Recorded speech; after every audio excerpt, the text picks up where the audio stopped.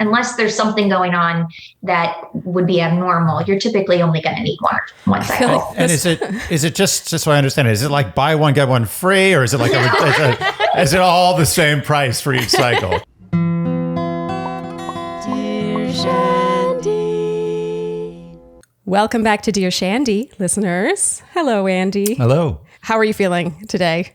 I'm feeling pretty good. Feeling pretty good. Yeah, I'm happy about this guest. Very excited. I know, me too. This is a very popular topic. It is. This one has come up a lot. And I will admit right off the bat, this is my disclaimer, I know absolutely nothing on this topic. So I feel like I may word things or ask things in a way that would, give away my laymanity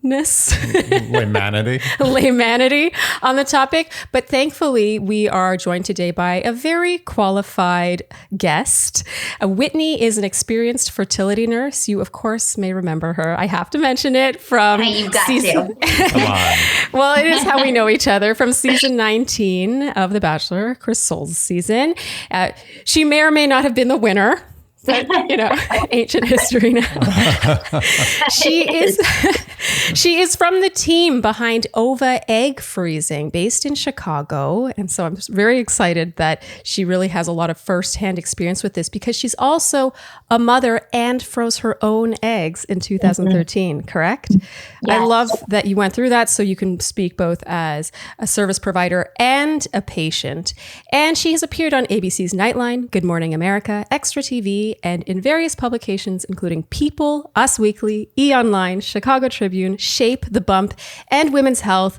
Whitney, we're so thankful to be joined by you today. Thanks. Thank you so much for having me and to help continue the conversation regarding this really important topic.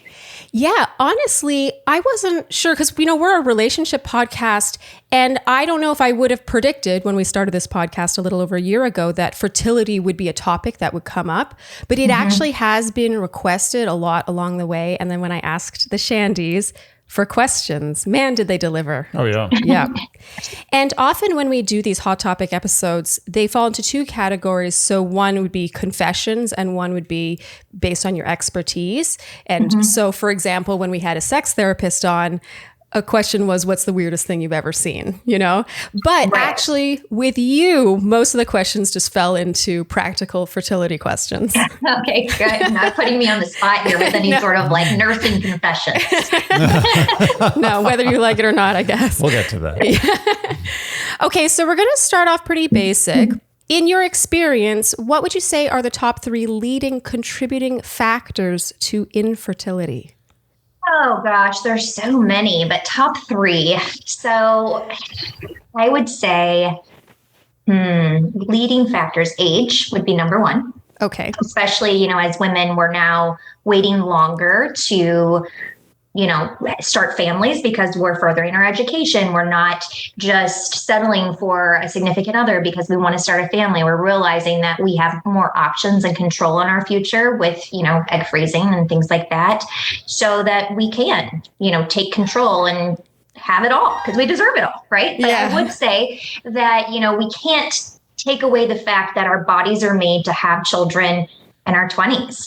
And even though the times have evolved, our bodies don't keep up with the times, right? So it's still, our ovaries and our age is still a contributing factor. So I would say that was number 1. Number 2, I would say would be male factor, something going on with, the sperm. I think that a lot of times it's a misconception that women are the only reason that, there's couples are struggling with infertility, but a lot of times it can be, a low sperm count or no sperm, or sperm shape or motility or many different things that kind of go into that. So I would say that could be another top reason. Oh my gosh, there's so many reasons. I'm trying to think what would be another top 3. You don't have to limit yourself to 3. Oh my gosh. Other reasons that could be is if someone had a vasectomy or had a tubal ligation and they, wanted to reverse that and try to get pregnant with maybe a second marriage, or maybe they kind of jumped the gun the first time when they went through that, either getting their tubes tied or the vasectomy and ready to undo that. I would say there's also this thing called PCOS, polycystic ovarian syndrome, which is an ovulation disorder, many other ovulation disorders that can affect, obviously, the woman releasing an egg. Recurrent pregnancy loss, which is a woman that is continuing to have miscarriages. There can be many things that contribute to that. It could be something autoimmune or blood clotting disorders that can, contribute to that recurrent pregnancy loss. And I'm sure I'm missing a few, but there's the reasons for infertility are endless. Wow. Really. Environmental exposures, I'm sure, that we don't even know. I'm curious that we have seen a rise, I think, in infertility in the last couple of decades, right? Is that true? That's true. Yeah, absolutely. Do you think that's, I know it's a combination of the two, but do you think it's more a result of the increased age at, the decision? I think that's the biggest thing is that women are waiting longer to get pregnant. And honestly, though, I feel like the fact that we are taking kind of this stance and that we're not settling for men and we're, not that there's anything wrong with like getting married younger. It doesn't mean that you're necessarily settling or having children younger. I don't want it to come across that way. But I think that times, in the past, maybe women wouldn't have, continued in the dating pool or wouldn't have went and got their master's or extended their education or wouldn't have traveled the world because they all think of their biological clock, to where now we are waiting longer. And that is, I would say, one of the biggest reasons we do see more infertility. And what I was going to ask actually was if you account for that, if you assume that age is excluded, would you say that environmental impacts like chemicals, all the different types of products we're using and all these different environmental impacts are having a really significant effect as well? Or is that I'm speculation? Sure that they are. To what degree, I don't know that anyone knows. I mean, when we talk about ovarian reserve and the things that can affect a woman's ovarian reserve, environmental exposures definitely are, but do we know exactly what that is? I mean, we know that nicotine, for example, can directly affect the quality of a woman's eggs, but to what extent certain chemicals or different things in the environment, we don't really know. I mean, there's different people that I'm sure have different takes on it, but there's no like published data that's telling us, specifically like stay away from this one specific thing aside from nicotine that would be a known carcinogen, to fertility as well. Okay, just because this one did come up a lot, would you say weight is a factor? Yes, I think being underweight or overweight is going to affect a woman's fertility for sure. I mean, if a woman is too thin, many times she will stop menstruating. So that obviously is going to mean that there's no ovulation taking place and is going to affect the chances of a woman getting pregnant. But if you're overweight, just like that's affecting other systems within your body, it's not good for your heart. It's not good for, your endocrine system. It's not, so many different things. Fertility is no different. So we always say it's important, to just take care of your body just like you would for other reasons in your life. Fertility is no different. So the big number we always hear about, the big age number, is 35. We always hear about 35 and how fertility basically falls off a cliff after 35.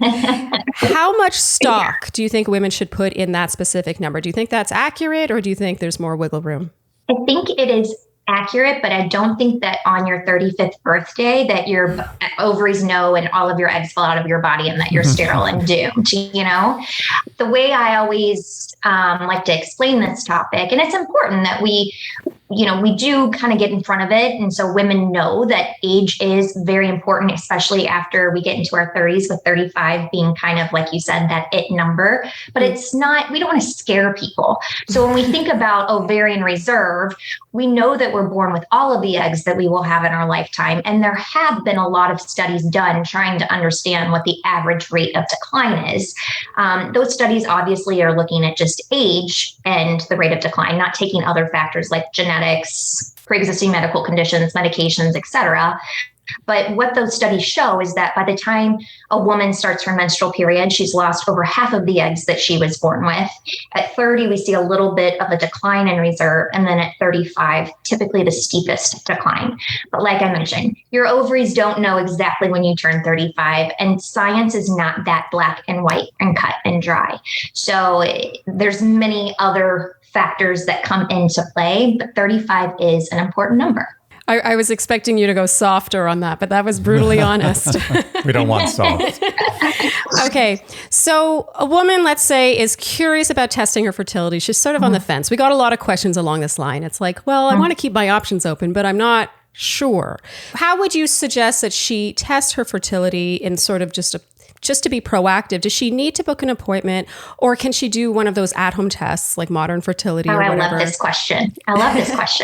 First of all, for the person that's on the fence, I feel like obviously knowledge is power, and just gathering the information is not, it's not forcing you to continue to move forward onto the next step, whatever that next step is going to be, but it's helping you gather information about your health just and kind of be proactive versus, when you go get pap smears, you're being proactive about that. When you get mammograms, you're being proactive. I think by checking your fertility and checking in with that, you're being proactive for your reproductive health. With the testing, as you mentioned, making an appointment or using one of these, online, or you can kits that you can get sent in. I want a disclaimer, there's nothing wrong with doing the kits, but I think it lacks the human touch. So when we think about reserve testing, it's important that it's done comprehensively. And that typically includes 4 hormones in the blood that should be timed specifically with your menstrual period, as well as an ultrasound. So with those kits, you may, depending on, I think, what you purchase as far as your subscription, you may get the blood test done, but they're not doing an ultrasound, which is a very important kind of key thing. So I feel like that's kind of one of the downsides of it. The other thing is when you get the results back, it comes with this automated sort of printout. And I think that when women get that, if the results aren't great, they're left to Dr. Google to help figure out what the hell they're supposed to do with these numbers. This totally happened to me, by the way. Yes. So by going to a facility and getting that done, it's more comprehensive. And, at OVA, what we do when we schedule all of the testing is that they meet with a nurse following once everything's done to review every test in detail and kind of go through it step by step by step and go through what those hormones mean and what could be the possibility that it's outside of the range, because sometimes numbers are outside of the range for other reasons outside of being infertile or having decreased reserve.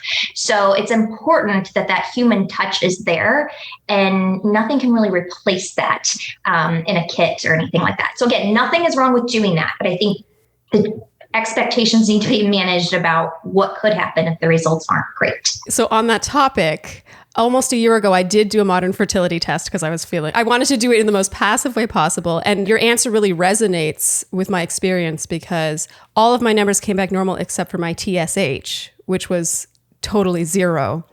And of course, then I went down the Google rabbit hole. My sister's a doctor. I asked her a million questions. And then as I did more research and had many more blood tests and appointments, it actually, I think, ended up costing me far more than if I had just gone to a specialist in the first place, because it turns out that I was taking biotin supplements, which affected how my thyroid readings came out, but my thyroid was actually totally normal, my thyroid readings. And your answer just really lines up with my experience. It was bizarre. I was like, oh, suddenly if I feel like the option's taken away from me, how does this change my perception on the idea of conceiving? But actually, I spent almost a year going in circles over something sort of unrelated, if that makes sense. Right. Yes. And kind of also piggybacking on what you said, I feel like a lot of women get the testing done to just kind of see what things are. And when the results look good, so let's kind of take it the other way and say everything looks perfect. I think a lot of times women think, oh, I've got time. Where truthfully, what we should be educating women is when it looks good, when your reserve looks good, that's when you want to take the next step in terms of fertility preservation. That's part of being proactive. You don't want to wait till there's a problem and then we're scrambling trying to treat you to get enough eggs to freeze. So again, I think it's an education piece as well that's really important with the decision to freeze your eggs. You got to be educated and educated correctly. All right. So on the topic of freezing one's eggs, is there such a thing as too young or too old? The younger, the better. I mean, because we know when we think of ovarian reserve, again, which is this kind of broad spectrum term that has the quality and the quantity of a woman's eggs underneath it, we know facts science tell us over and over again that when we're younger, our reserve is higher. The quality of our eggs is higher. We have more eggs. As we get older, that's going to go down. Now, again, the rate of decline is different from woman to woman, but we know kind of those key age factors that we talked about previously.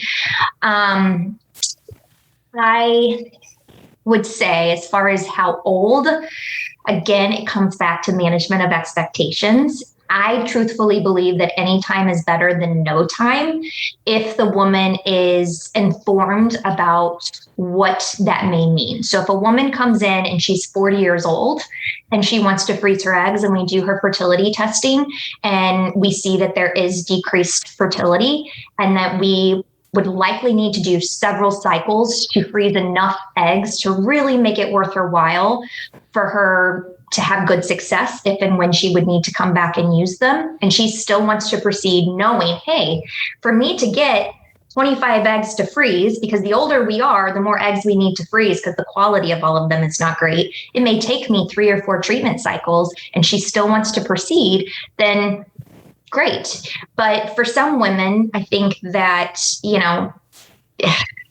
I would say after 40, it may not be a great option for them because it is a financial burden a lot of times. And it's not always going to be a success. Just because you freeze your eggs is not a 100% guarantee that you would have a baby from those eggs. Okay. I have what might be a really dumb question. But let's say, when you say younger the better, is that simply a matter of quantity or is it also quality? Also quality. Quality is just as important as quantity. I mean, and quite honestly, I would rather have fewer good quality eggs than a ton of poor quality eggs, right? Because when you freeze the eggs, they're frozen indefinitely. So they're always going to stay at the quality of which they were when you froze them. So you continue to age, but your eggs will always stay the age they were when you froze them. But let's say you froze, a 40-year-old froze, let's say 30 eggs. I'm just throwing that out there. And a 30-year-old froze 10 eggs. The 30-year-old is still going to likely have a better chance of success than the 40-year-old because of the quality. Ooh. There's a higher drop off in an attrition rate that we call it that happens as we age. So if we think about our ovaries as machines and they slow down, it's harder to kind of pump out good quality eggs the older that we get. So even though we may have the number, the quality's not there. That's a big piece of the equation. We interrupt this program to bring you an important message about Andy with 2021 in the rear view, almost, more or less. Wow, you're really shortchanging 2021. Well, I'm thinking in terms of the holiday season. Yeah, and it will be over before you know it. So you got to get out there and get your man a Manscaped 4.0 lawnmower. Yeah, I was about to say that it has been one of your favorite discoveries of this past year, and it would probably make a great gift. Based on how much I can see you would love yours. I can say that I've gotten many not good gifts in my life. And the Manscaped 4.0 would not be one of those not good gifts. And you know what's great about it? It's not only a fantastic gift, like in general, it's also a fantastic last minute gift. Because we're telling you. You already know. We already just told you. It's not hard to get. Get it now. Your man will, at the very least, be happy. Yeah. And it's the gift that keeps giving, because maybe they'll be like, oh, this is nice. And they don't want to realize how nice it is until days and weeks and months down the road when they're like, oh, this thing is unbelievably quiet. It never nicks. It never tugs. It's sleek. It charges forever. Yep. They're like, wow, you know what? This is one of the best gifts I've ever gotten. So you have been warned. Get on this. It's the holiday season. Don't sleep on this. Get 20% off plus free shipping with the code Shandy when you go to manscaped.com. That's 20% off plus free shipping at manscaped.com when you use the code Shandy. Get your man a gift you'll both enjoy, the gift of Manscaped. Okay, so let's say a woman is 30 and isn't even sure if she wants kids. Obviously, egg freezing is an investment. It is. I guess where's the line between her just being proactive and preventative and sort of taking her chances, I suppose? Yeah. Are these all questions from the Shandies? These are great questions. These are wonderful. We have great listeners. So I'll tell you a little personal experience here. So before I got into specifically working with fertility preservation, I spent many years in the IVF clinic working with different demographics of women and men. And the demographic or the group that I worked with that hit home the most for me was what we call third party reproduction. So those are couples that are having to utilize a third party, so either a donor sperm, donor egg, surrogate, to get pregnant. And many of these women had missed their window. So they were unable, they've gone through several IVF cycles unsuccessfully. And you're telling them that if you want to have a baby, your options are adoption or utilizing an anonymous egg donor. And you can imagine, as a woman that wanted to have children, that there's an innate sense of just loss or grief that goes along with that. To tell someone that, something that you want, that your body should be able to give you, you can no longer do because you're now too old, or that you have decreased reserve for whatever reason it could be. I mean, could be a young person that had premature ovarian failure. There's so many different things, but that's a grieving process. And these women would talk to me a lot about that. And part of my job was just to listen. And here I was at 27 years old, listening to these women be like, I wish I would have frozen my eggs. I wish I had that opportunity. There's no amount of money that I would not have paid to have those now, right? Hindsight is 2020.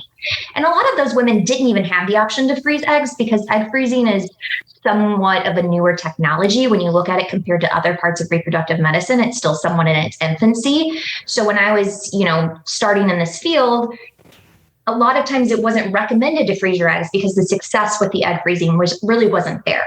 But for these women, just knowing that they could have made that decision, or that, they couldn't for whatever reason because of money, finances, time, whatever it was, makes it an even tougher pill to swallow. So that to me was the light bulb that went off, that was like, I need to freeze my eggs. I'm 27. I trust in this science. I trust in the people that I'm working with and the experts in the field. I know not a lot about life except for the fact that I want to be a mom.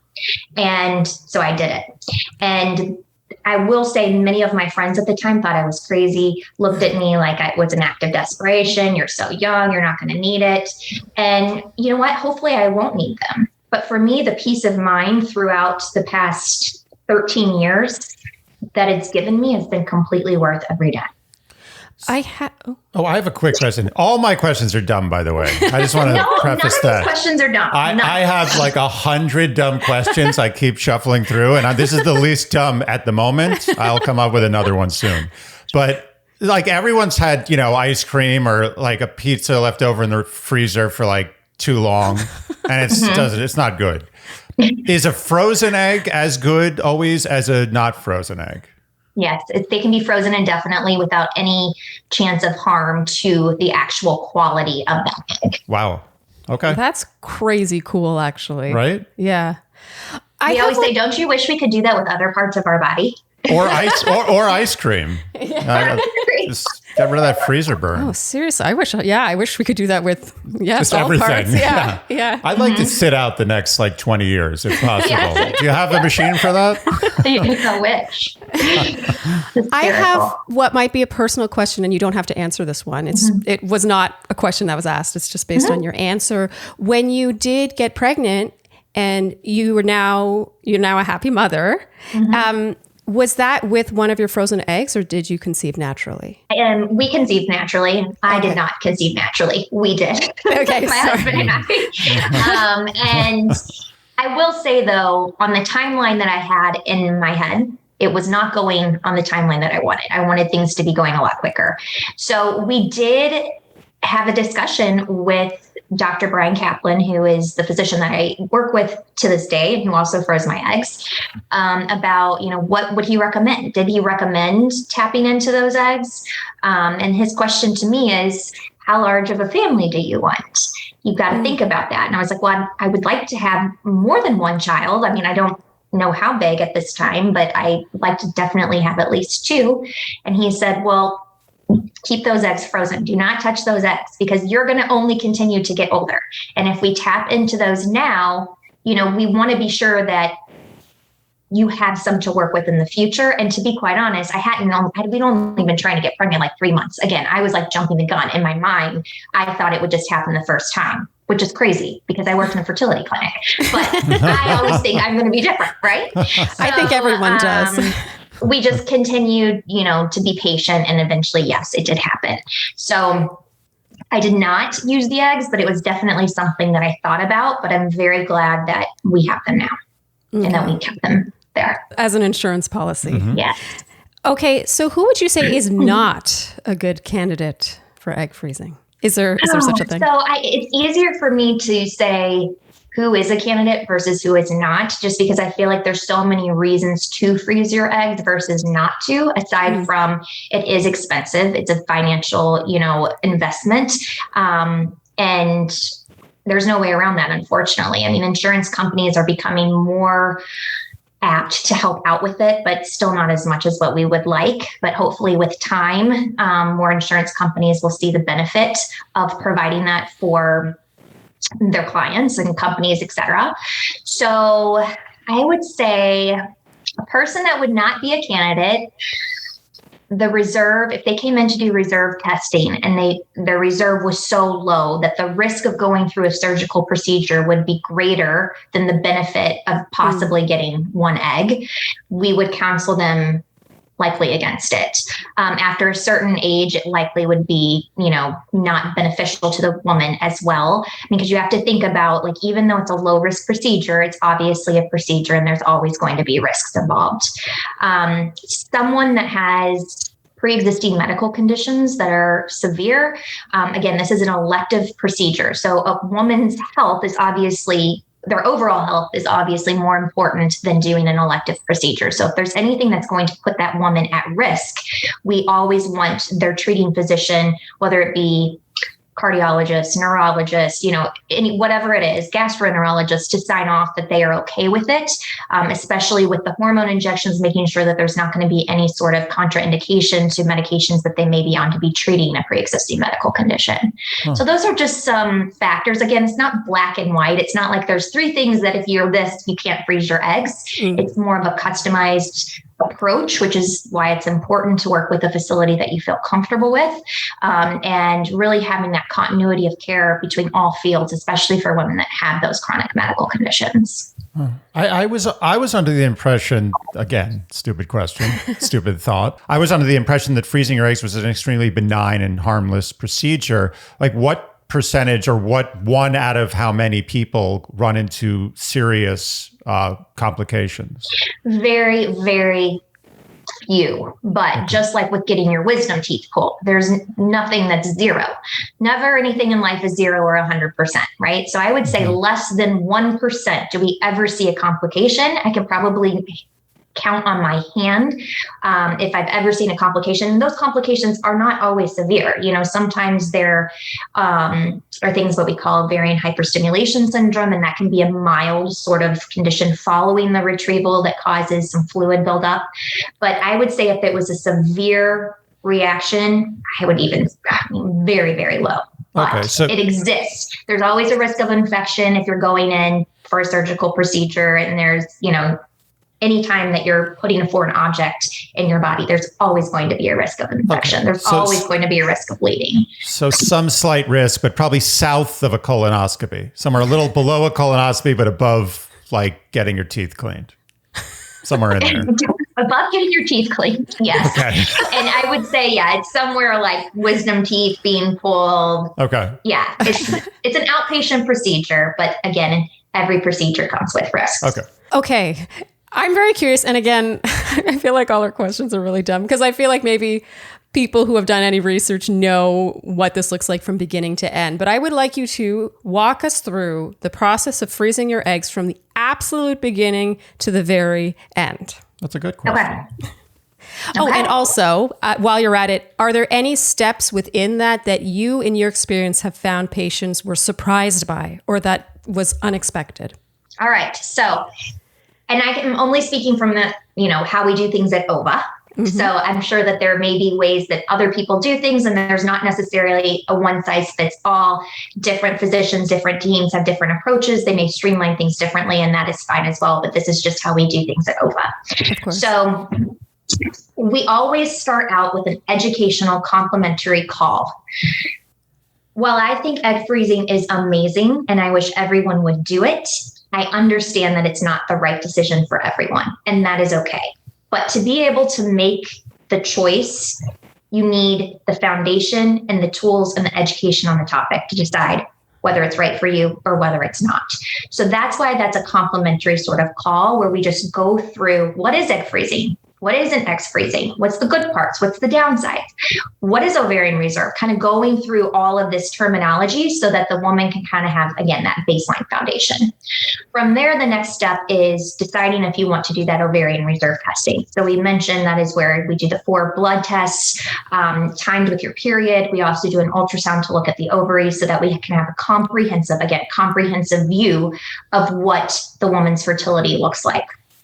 When those results come back, it is put into a report for her to have for her records. A nurse will review every step with her so that she understands what it all is. And then at that point, we will schedule her with a physician to kind of take it one step further. The reason we streamline it that way is that at this point, we have the nurse that has gotten the medical history, kind of gone through the baseline knowledge of egg freezing, the ins and the outs. Now we have the ovarian reserve testing. The patient knows what their testing is, what the results are. So then that way, when they get in front of a physician, they can, kind of have the harder questions, shoot the, kind of conversation on a higher level with them to where they can understand more about the procedures and the ins and the outs from a physician's point of view, where it's, I think, a little bit more in depth.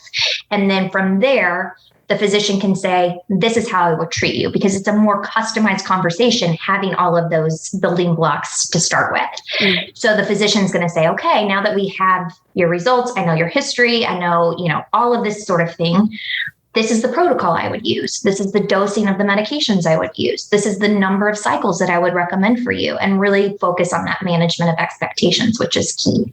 I think a lot of times women think that sometimes this is just going to be, a one cycle and then you're done. But for some people, it's going to make more sense to do this more than once. So by getting in front of that before the woman's made the decision to proceed, it's an easier pill to swallow than if that was never explained to you. You come out of your first procedure and you're like, good to go. So all of that is explained to the woman before she ever makes the decision if she's going to freeze her eggs. You can do the initial testing and decide that you don't want to move forward. It could be recommended that you do 2 cycles, but you really only want to do 1. All of it, there's by no means, where you're signing up on the dotted line that you have to continue. At any point, you can back it out. Once we have the recommended protocol, we have patients meet with our financial coordinator to discuss cost. If they have insurance coverage, we'll call on their behalf to see, is there coverage for the treatment? Is there coverage for the meds? If not, are you self-pay? Do you have med coverage but not treatment coverage? Kind of ironing out all of those details. And then from there, we start talking about treatment and logistics of that. So when I say treatment, that's the medication. So that's 10 to 14 days of giving yourself hormonal injections. A lot of times women don't like hearing that. So I think that's one of the things people are like, wait, I'm taking hormones, but I have to give myself a shot. And then they say, well, do I come into the office to get my shot every day? And when we tell them that the majority of the time it's given at home, they're like, what? But then I say, well, hold on just a second. We thoroughly prepare you for the injections. You meet with a nurse, you go through sample injections if you would like. We kind of have you work with them so they're in your hands, so you know how to mix, administer, store, all of that sort of thing. But even for the women that after that are like, you people are crazy if you think that I'm going to inject myself with a needle, like loony. We do offer a service to where a nurse can come to your home to provide, and to give you the shots. And sometimes people just want that for like the first or the second night, and that's totally fine. Other times people want it the entire treatment cycle. That's fine. But I would say the majority of women once they do that first shot, are like, this is not as bad as what I thought. I think in our mind, the unknown is always the most scary, right? So we kind of make up this image in our head that I'm not going to be able to do this. This is going to be awful. But then once they do that, like I said, first night, like, that wasn't bad. I've got this. So sorry to interrupt. Does anyone ever have their partner or a friend do it? Absolutely. Okay. Absolutely. And so we just would ask that if they can, have the person that's going to be giving the shots on that educational conversation or at that meeting. But if not, we have videos available for, demonstration videos for you to watch at home, your significant other, friend, partner, whatever, to watch at home too, so that you can kind of have it up and have that video rolling while you're doing it at home. So 10 to 14 days of those injections, they're just small needles that go into the fatty tissue, typically in your belly. And then throughout the 10 to 14 days, you would be coming into your location and do what we call monitoring. So monitoring is blood and ultrasound to see how you're responding to the current dose of your medications. So then that way, if the physician needs to titrate the dose, give you a boost, cut you back a little bit, you can do so and do so safely throughout that 10 to 14 days. So the closer you get to the end of that 14 days, the more frequently you are coming in to be monitored. So after that window period of about 2 weeks, you administer your last shot, which is your trigger injection. And that forces you to release your eggs or ovulate in about 36 hours. Wow. And that is when the retrieval is timed. So we try to time it somewhere around there. And the retrieval is done transvaginally and under twilight sedation. So the woman is put into a deep sleep to where she's not going to remember or feel anything. The eggs are retrieved, which I can go into how that works if you want to, but they're retrieved transvaginally. I do want to hear how. Okay. So an ultrasound probe is inserted, and where the physician can see the ovaries. And then along the ultrasound probe, there's a hole, and a needle is put through that hole.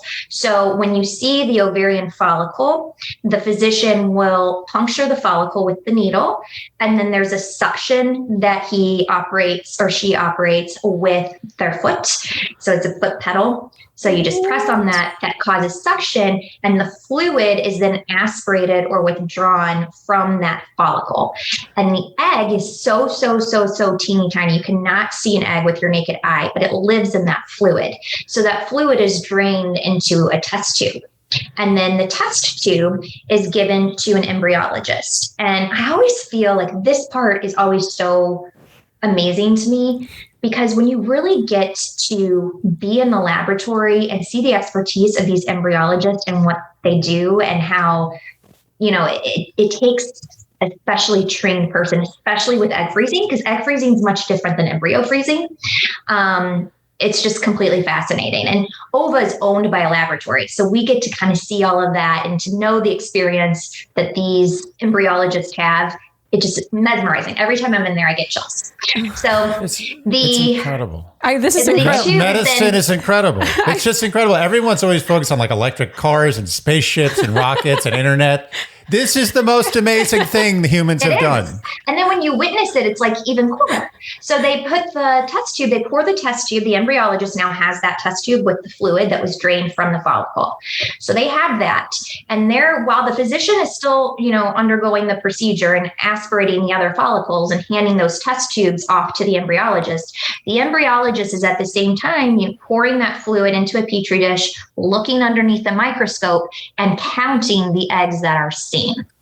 So by the time you go home that day, you'll know the total number of eggs that were retrieved.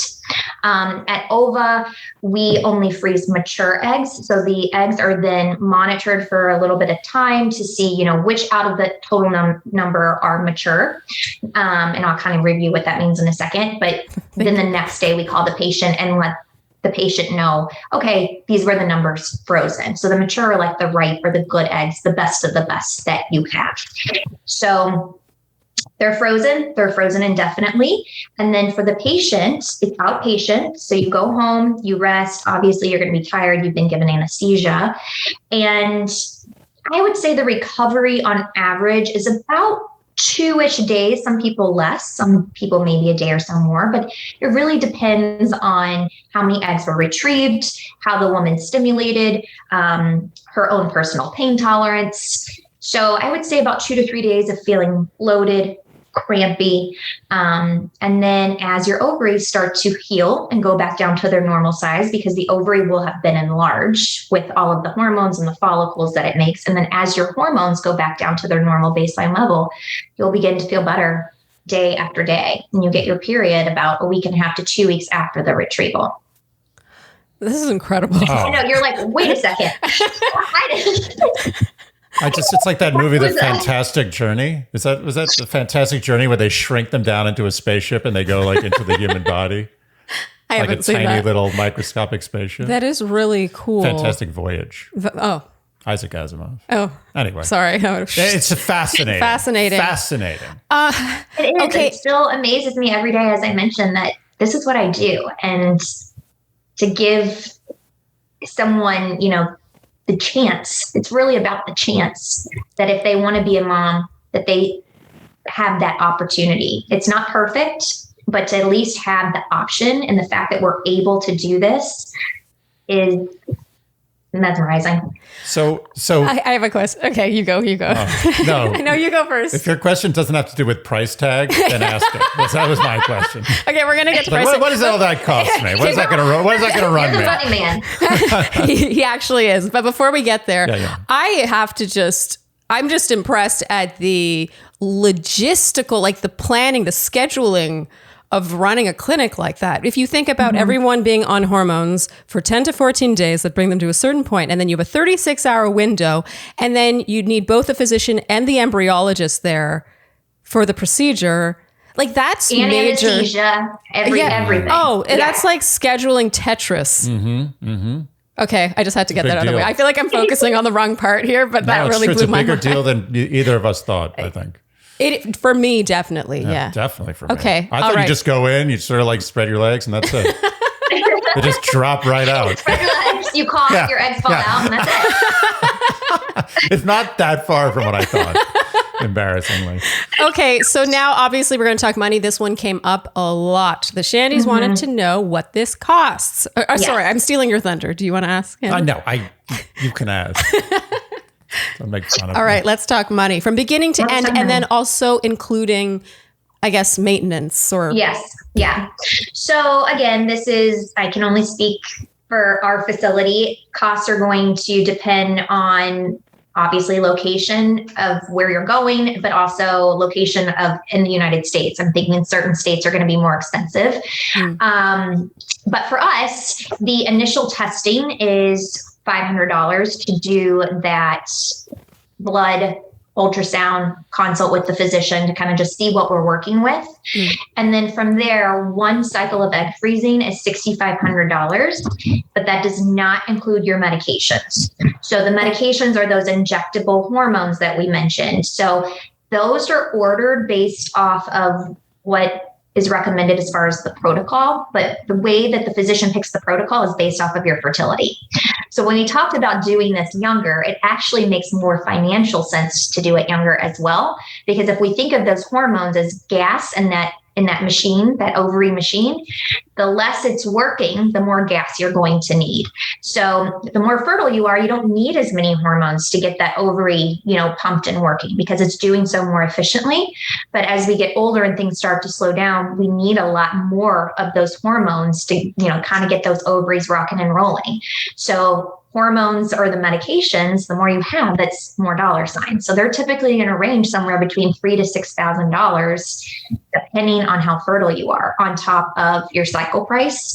At our facility, we do include 1 year of storage in that cycle price of $6,500, and there's no hidden fees there. So it's not like you are going to get a bill from the laboratory and then anesthesia and then for freezing costs. It's all in there. So everything is in that $6,500 except the medications.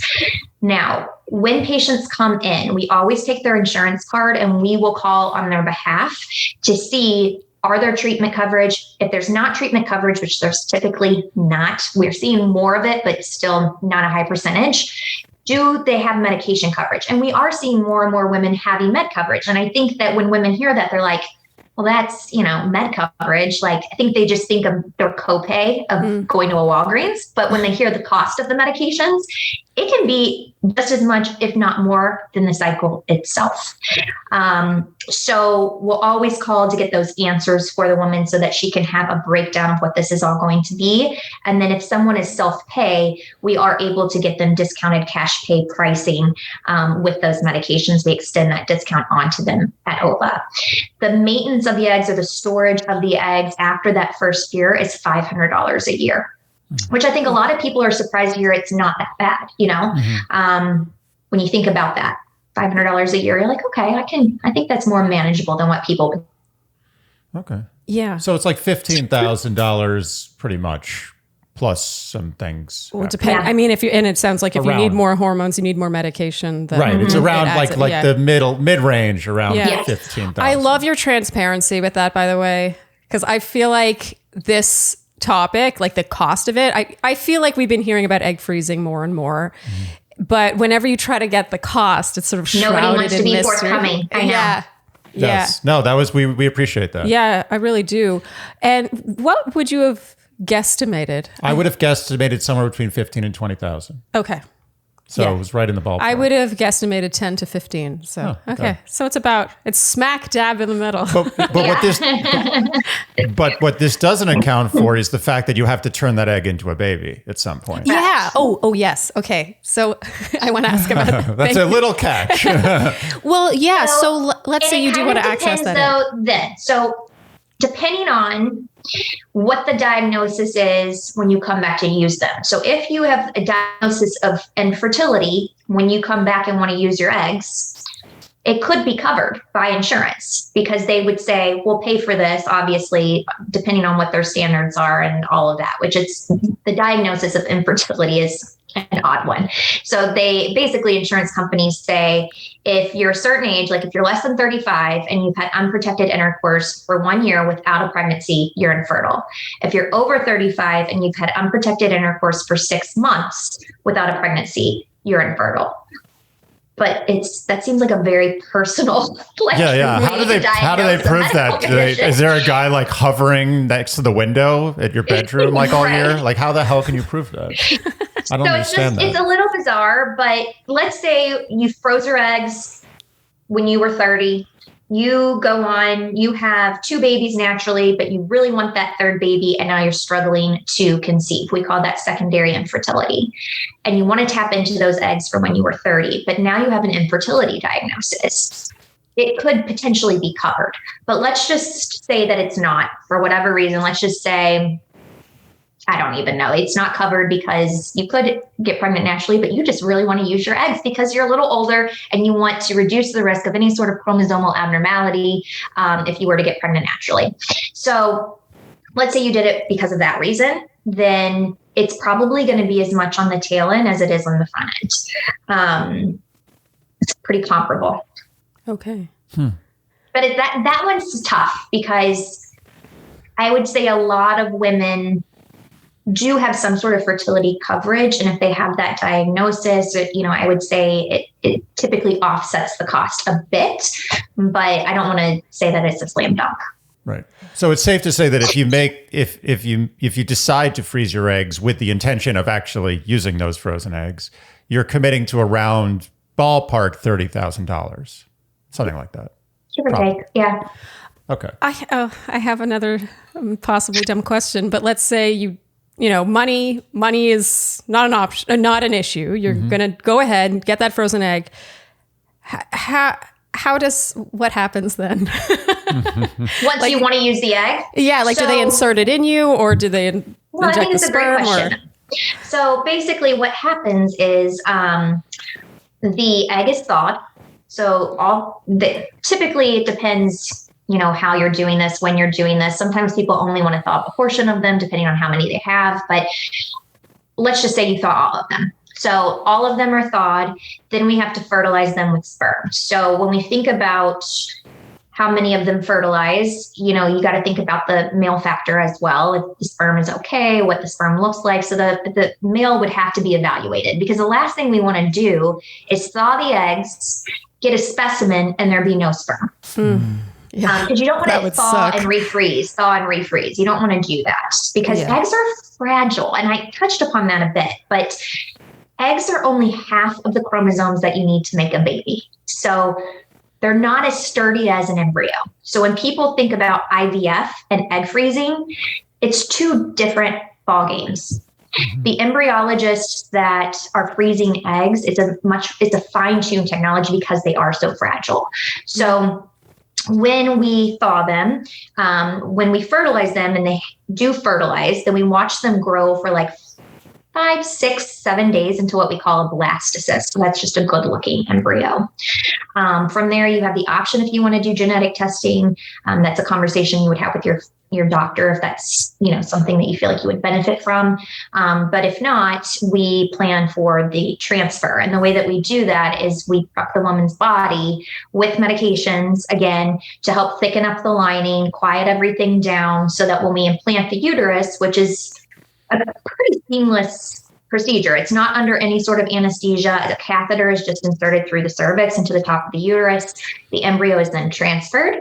And then you find out about 8, 9, 10 days later if it worked. What would you say is the success rate with all that? So again, it's not like everybody fits in the square box. And I know no one likes to hear that answer, but it depends on the age at the time that you froze the eggs, because again, quality is really important. And the only way we can evaluate the quality of a woman's eggs is to really fertilize it with sperm. So once all of the chromosomes are in there and it can be evaluated, that's really the only way. So there's nothing we can do up until that point. So it depends on the age of the egg. It depends on the quality of the sperm. It depends, making sure, obviously, the uterus has to look okay. Got to make sure that there's nothing funky going on there, which typically the uterus, in our facility, every single patient before we transfer an embryo, the uterus is evaluated. Depends on the lining. You want your lining to be a certain thickness. That's why we monitor you throughout. It depends on if they were, we call it PGTA, but if they were genetically tested for any sort of chromosomal abnormalities, the list goes on. But what we can say is that in our facility, the success rate of, if you use a frozen egg, so let's say I'm 36. So let's say I wanted to use my 27-year-old eggs, I would have the success rate of an actual 27-year-old going through IVF, which would be wow. Okay. Whoa. So that's the good way to kind of look at it. And just because I'm a numbers guy, if all else aside, everything being equal, you do 100 of these, regardless of age, regardless of health, regardless of all of that stuff, 100 of these, what's the success rate? Is it above 50%, below 50%? Like where? But approximately? She's going to say that age. No, I know. I don't want to. I have to. Age is, because it's the biggest thing. Are all of those women? I know. Okay. Are all of those women above 35? Or okay, all right. Let's say 30. Okay, let's say above 35. Yeah, they're 35 to 40. All the women, 100 women you test are 35 to 40. What percentage in your experience? Yes. Meaning they froze their eggs when they were 35 or 40, or they're coming back to use them when they're 35 or 40? No, they froze them at 35 to 40 and they're using them whenever. How many did they freeze? See, this is what I'm saying. They froze all of them. So many different things. So typically what we see as far as number of eggs frozen to success, someone is less than 35 years of age, they need to freeze somewhere between 15 to 17 eggs to have an 80% probability of taking home one live birth. Wow. As we get older, that number is going to jump. So at 35, it's typically 17 to 20. 36, 20 to 22. It's jumping up.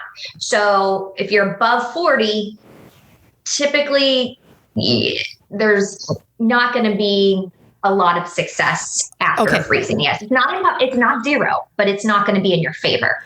Okay, question. So, because if we are going to go back to the numbers, the money of it, that $6,500 plus the medication, that one round or that one cycle, as you put it, how many do you typically get from a 35-year-old woman? So if you're less than 35, so there was this one study that was published. So again, it's only one. So you got to kind of take it, look at it a little gray. But what the study says is that for a woman less than 35 to get to that goal number of like 15 or so eggs, it took about 1.5 cycles. So for some people it took 1, for others it took 2. But the likelihood of a woman above 35 wanting to get to their goal number, typically most people are going to need more than 1 treatment cycle.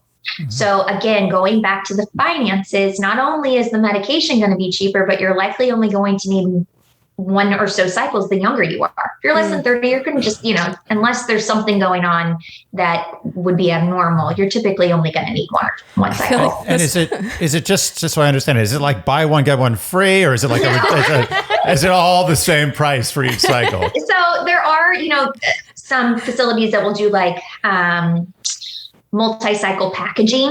In our facility, if you do more than 1 cycle, and you don't have to commit to it firsthand, but the second cycle would be cheaper than the first. Okay. The third would be cheaper than the second, to offset that a little bit. But yeah, it's still expensive. Mm-hmm. Okay. So some other questions, I feel like I have to sort of catch up on time, but a few other questions that came up.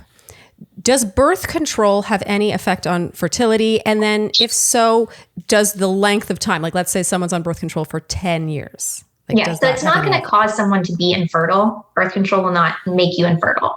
But what birth control does, so again, if we're going back to this machine, this ovaries machine, if it has a light switch on it, it's turning that off. So it's putting it to sleep, basically. So it's not having to work. So when you go to turn it back on, sometimes it's going to be a little rusty, a little sluggish because it has been working for a while. And we call this ovarian suppression. So everything just looks very low, and slow, and like the hormones are super low. The ovaries can sometimes be a little bit smaller. They may not have a lot of follicles just because it's suppressed. But typically coming off of the pill for a couple months, a woman can bounce back from that. Not always, but a lot of times they will. What about an IUD?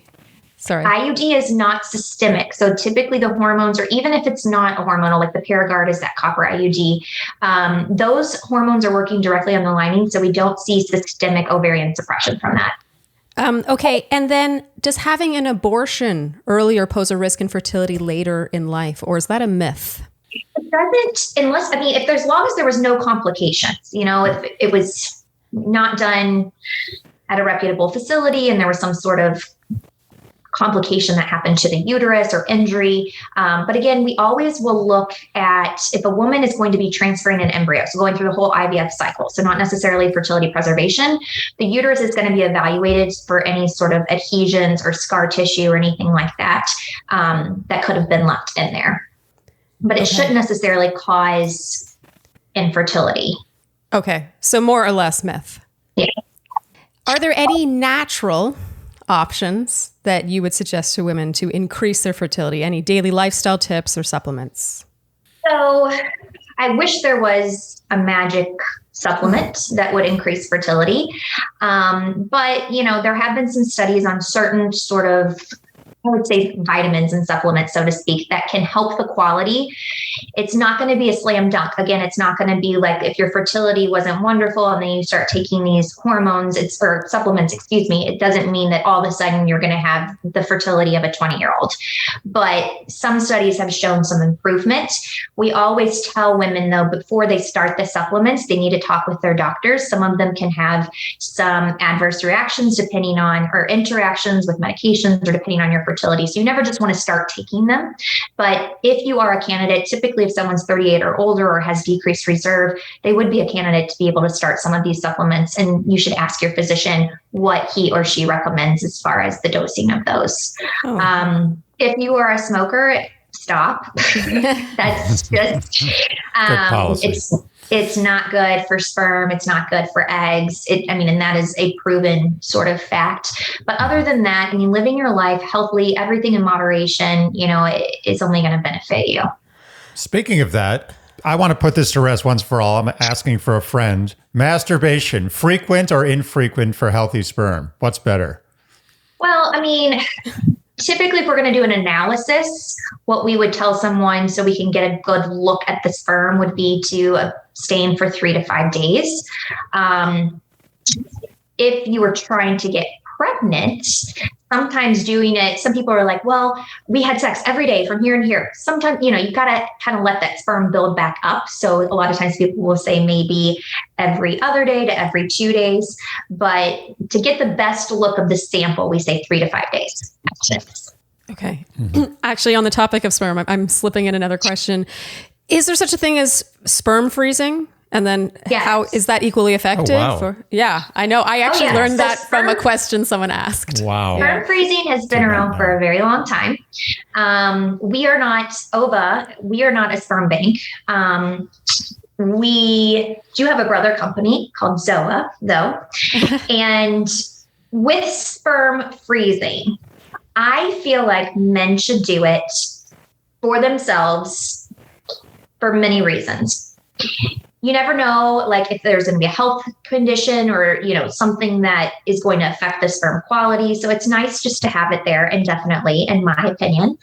But there's also anonymous sperm donation. So when you hear of like sperm banks, so there's different banks throughout, with women that want to get pregnant on their own, or for same-sex female couples, they're going to use sometimes, not always, but sometimes an anonymous sperm donor. Occasionally they'll use sperm from someone that they know, but that's always frozen.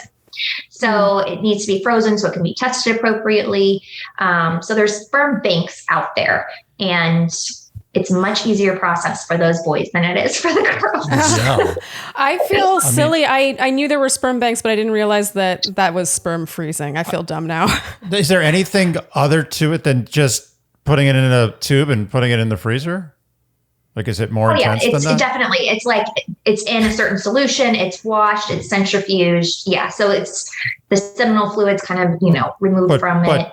But my job is very simple, I'm assuming, in this process. Oh, that's so not fair. Right? Oh, my God. That's what I was saying. It's so simple for the guys. You guys just go in, do your thing, and you're done. While girls are going through 10 to 14 days of hormonal injections, a surgical procedure. Oh, and I don't even want to ask, but I am going to ask, how much does it cost for a man to freeze his sperm? I honestly do not know. I would not be able to answer that. $19.95.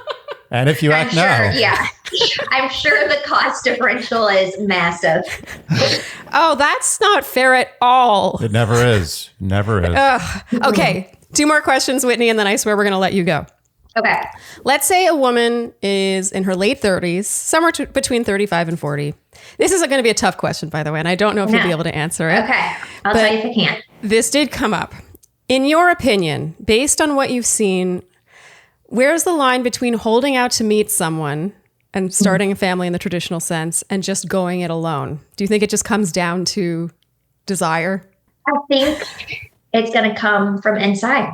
Yeah. I feel like I don't know that anyone can make that decision or recommendation or say what if they would do until they're in that actual situation. I think that's really tough.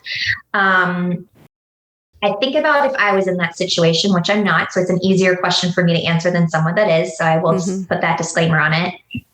If I hadn't met someone and I knew I wanted to be a mother, I would say around 35, 36, I would start looking into doing it alone, going at it alone. Just because I know the data when it comes to ovarian reserve. But at the same time, with the technology that we have, I mean, women are getting pregnant later and later in life. So if that's not a decision someone feels comfortable with inside, I don't think there's anything wrong with holding out a little bit later.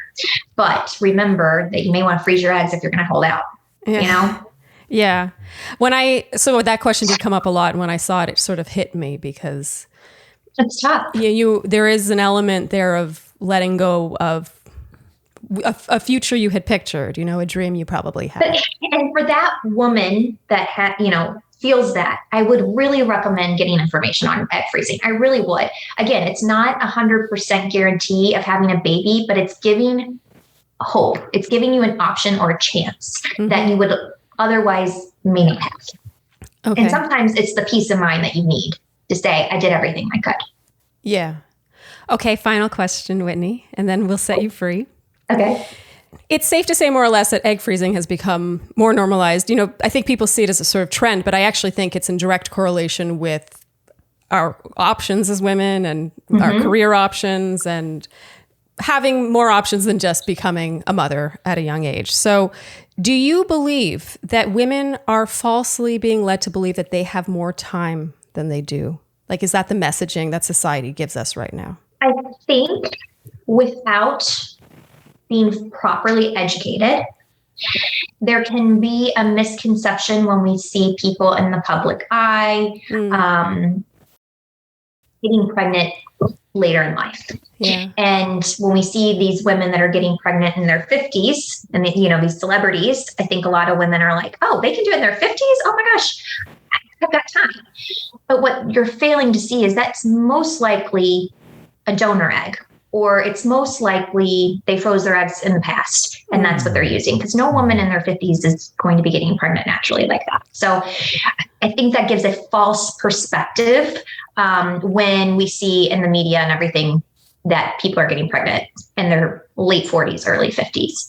Now, when women educate themselves about their fertility, when we have OB-GYNs on board, so when you're going in for your pap smear or your mammogram, they educate, women hopefully on this topic. I think the more outreach we have to let women know about their reproductive systems. I mean, many women don't realize that they're born with all of the eggs that they'll have for their lifetime. And many women don't know that fertility starts to decline, after 35, so the education piece is crucial to younger America as well. Because the younger we can reach people and let them know that they have options, that they do have a biological clock, as much as we don't want to think about it, I think that we will see more and more women making the decision to freeze their eggs and have more control in the future. Great answer. Whitney, you were such a wonderful and intelligent and well-spoken and educated guest. Thank you so much for sharing your insight with us. And your listeners are so educated. These questions, they were heavy-hitting questions. So I love it. It was a good challenge for me. Yeah, and some of them elicit emotion. Yeah, but I hope that I provided, a little bit of comfort and kind of knowing about your body, and so that you can make that decision to learn more if you choose to. I'm always an open book. So if anybody wants to reach out to get more information, they absolutely can. And like I mentioned at OVA, we do those educational conversations every single day, and it's complimentary. So if someone's interested in doing that, please, please, please reach out. You don't have to be local to Chicago to do that. You don't have to be local to Chicago to freeze your eggs with OVA, but we'd be happy to hear from you. Fantastic. Thank you so much for joining us, Whitney. This was great. Absolutely. This was very, very enlightening. Yeah, enlightening, informative. I'm a little overwhelmed with so much information. Thank you so much. You're welcome. Thank you. Have a great one. Bye. Wow, she was wonderful. Amazing.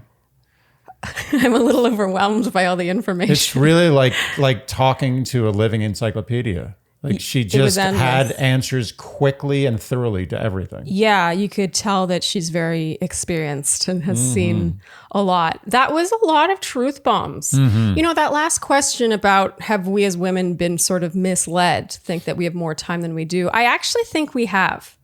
Yeah. Like when she talked about celebrities and the people in the media getting pregnant. It's funny. I never even thought of it because I often see these news headlines like so-and-so has baby at 48, 49. Yeah. And I'm like, wow, they must just have a lot of money to keep working on it. But no, it's that they probably froze their eggs 15 years ago. Yeah, or they had a donor. A surrogate, or who knows what happened. Yeah. And I will admit, I think I have fallen prey to that messaging because I have always felt, or at least not always, but I would say in the last 5 to 10 years, have felt like I could get pregnant in my 40s, no problem. I know that might sound naive, but as someone who is really career focused and also in an industry where people don't have as many kids, honestly, right. I always just thought it was sort of an option that you could sort of put off. What I think humans are so funny. It's like humans always confuse physical evolution with cultural evolution. Yeah. Like they just assume, well, because people are waiting later to have kids, their bodies are naturally just going to be like, okay, we'll join along with that. No, your body is the same body it was a million years ago. Well, yeah, and now it's science that allows them to do it. But I feel like I know what you're saying. It's true. You sort of confuse the two. It's like, oh, I have all these options. But if you aren't utilizing the science, then indeed your body is the same. You as have it the was. same body as someone in the Elizabethan era had, except you are now deciding culturally to wait longer. That they don't correlate. Yeah, like it's still the same eggs, still the same ovaries. So without this medicine, nothing has changed. You're just waiting longer, and it's an important piece of truth, I think. It could become a very tragic story if you suddenly think that 40 is fine. What era did you say? Elizabethan. Yeah, so an Elizabethan tragedy. An Elizabethan tragedy. Yeah. In that sense, she did provide comfort. As she said, I hope I provided comfort. She did, but at the same time, there was a lot of brutal truths. Things that I wasn't expecting. The age 35, I thought that was a bit of like alarmist language. It's like, 35, that's your number. And she's right. Of course, your body doesn't know. Your ovaries don't know that you have turned 35. Right, it's a ballpark. Yeah, it's ballpark. But nonetheless, that was more severe than I was expecting. The entire messaging, honestly. Yeah. Let's quickly talk about how insane this is from a scientific standpoint. Incredible. Humans are pretty cool at times. It's so incredible. All this stuff. There's not enough attention paid to this. Yeah. Because it's not sexy in the same way that, fancy machines or like, or going software, to space. Yeah. Apps, cool apps are going to space. But it's just as incredible, if not more incredible. The stuff that we're doing with human bodies is incredible. Yeah. And it's like some people might even have, I was thinking of asking this question, which I'm glad I didn't. It's not necessary. But, obviously, and we're not going to state any of our opinions here. We know that's going to cause trouble. But obviously, abortion is a huge controversial issue in this country. And I'm curious, is the creation, sort of the antithesis of abortion, the artificial creation of life in the lab, does that have a similar kind of anti-movement, like you're going against God's will, or that stuff? I wonder if clinics like hers actually get that kind of hatred or that kind of antagonism the same way abortion clinics would. I don't think it's nearly as much, but I bet you it exists, and I bet you that's an issue they contend with. That's a great thought, and it did cross my mind when she was going into detail of removing the fluid and separating the eggs and freezing the eggs. There is a lot of what's the word I'm looking for? Meddling. So I do wonder. I'm sure there are people out there that high-level meddling. Very advanced meddling. Okay, so let's talk cost for a second. When she started talking about the long term of it, so at first I was like, okay, 10 to 15 to freeze your eggs. Yeah. This shit ain't cheap. No, it ain't. If you think about you know what it is. It just makes you really want to freeze your eggs at 24 years old because then you have a higher success rate and you can get more eggs. But man, oh man, like to know that it might take more than one cycle. It most likely will take more than one cycle. And then you have to add on using that egg in the end. It was really, people aren't kidding when they say investment. I mean, luckily for me, it's nothing. That is so unfair. You could just come into a cup. Yeah, but there are other problems men have. We have to hide our emotions and just deal with stuff. Women definitely have to deal with more physical trauma and pain. There's no question about that. Absolutely. Emotionally, you guys have your issues. It's absurdly imbalanced. It's yes. Thank you for saying that, man. It's absurd. It's cartoonishly imbalanced. Cartoonishly. Yep. I agree. She was great. Great conversation. Fantastic. I just learned a lot. More than I'd like to admit. Isn't that great when someone comes from the Bachelor world and makes such good? Yeah. Well, that's what I love about her. We're going to talk about her separately from the topic for a second. But I love Whitney. She's still doing what she did when she was on the show. She's still the advocate the same way she was then for freezing one's eggs and for general fertility awareness. I feel like she's one of the few people that posts to Instagram possibly even less than I do. Like she's living her life. She has a normal, happy life. The Bachelor. Yeah. Let's be Yeah. clear. She won, and she still was like, "This is what I do, Yeah. and this is what I will continue to do, and I will do it even more after this." Yeah, she in fact just uses her platform to raise awareness for this topic. It's really fantastic. It really is. You know, people I think underestimate how much that experience and suddenly having a lot of followers, she has a lot of followers, can change your life, your goals, your career. Yeah. You know, suddenly if you have all these other options, maybe what you went in doing 9 to 5 is not so appealing anymore. There's real passion behind what she does. Absolutely. She leveraged the show for good. For good. And for her passion. And for her passion. Yeah. That's lovely. Yep. Big fan. Yes. Likewise. Anything else to say about this, Andy? No, I learned a lot. I was mildly embarrassed at my lack of knowledge and certain things that I learned that I should have known. But it was incredibly informative. Isn't it cool how this podcast allows us to just sit down with these people who just know so much about what they do? Well, we get like these like college or like post grad level education, like these intense, like rapid fire hour and a half courses. Like we're going to teach you everything about fertility right now. If you want to know more about Whitney and what she does, you can follow her on Instagram at Whit, WHITB, the letter B, 624. And her clinic is called Ova Egg Freezing. That's in Chicago, Illinois. And it's at Ova Egg Freezing. OVA. wow. Yeah. Nice. I think we can wrap there. Absolutely. If you guys enjoyed what you heard today, you can keep Dear Shandy in business by liking, subscribing, hitting the notification bell, following us on Instagram, leaving us Apple Podcast ratings and reviews. And did I say telling your friends already? If you didn't, say it again. Tell your friends again. And all the things you would do to support a podcast you enjoy. And on that note, I think we can wrap. Thank you guys so much for tuning in, and we will see you next time on Dear Shandy. Bye. Dear Shandy.